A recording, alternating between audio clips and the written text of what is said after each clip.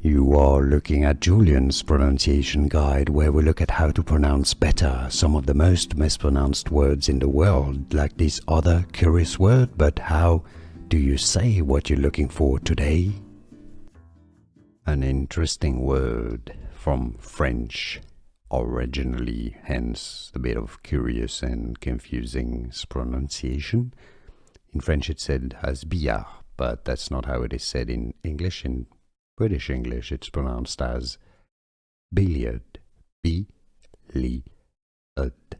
The stress on the first syllable billiard. Now in American English the R is pronounced and the word comes through as billiard, billiard, and now you know.